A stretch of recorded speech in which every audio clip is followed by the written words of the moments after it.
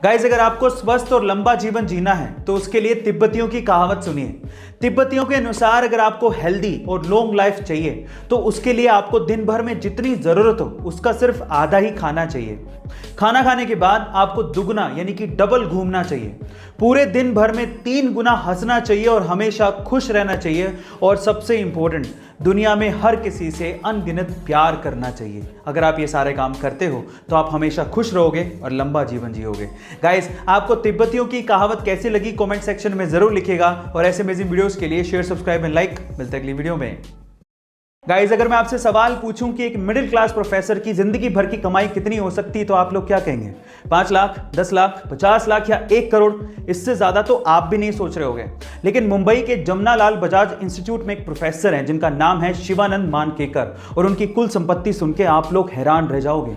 उनकी कुल संपत्ति है 1000 करोड़। जी हाँ गाइस, और ये 1000 करोड़ की संपत्ति उन्होंने बनाई है अपनी थोड़ी सी सैलरी को सूझबूझ से इन्वेस्ट करके। शेयर मार्केट में मल्टी बैगर शेयर को चूज करने में ये एक्सपर्ट हैं और इसी वजह से उन्हें जीनियस स्टॉक पिकर कहा जाता है। और किसी मिडिल क्लास आदमी के लिए ये किसी इंस्पिरेशन से कम नहीं है। गाइस, अगर आप भी इन्वेस्ट करके पैसा कमाना चाहते हैं तो इसके लिए आपको डीमैट अकाउंट चाहिए और डीमैट अकाउंट के लिंक्स डिस्क्रिप्शन बॉक्स में गिवन है। फटाफट से जाइए, अपना अकाउंट खुलवाइए और अपनी इन्वेस्टिंग शुरू करिए। ऐसे अमेजिंग वीडियोस के लिए शेयर, सब्सक्राइब एंड लाइक। मिलते हैं अगली वीडियो में। आज के टाइम पे हमारे अर्थ के साइंटिस्ट ये कहते हैं कि मार्स पर कभी जीवन हुआ करता था और आज भी हमारे इंसानों की बस्ती को बसाने की कोशिशें मार्स पर की जा रही हैं।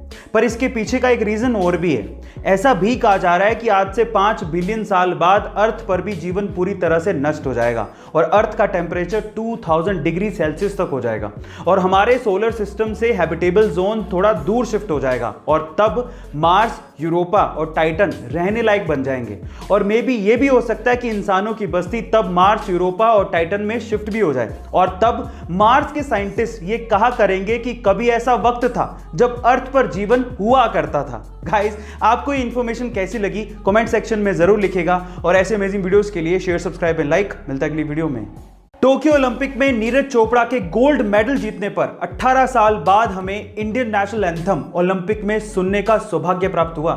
लेकिन सवाल यह है कि नेशनल एंथम की शुरुआत सबसे पहले किसने की? चलिए मैं आपको बताता हूं। सबसे पहले नेशनल एंथम की शुरुआत करने वाला देश था जापान। लेकिन मैं आपकी जानकारी के लिए आपको बता दूं कि ग्रीस ऐसा देश है जिसका नेशनल एंथम सबसे लंबा है।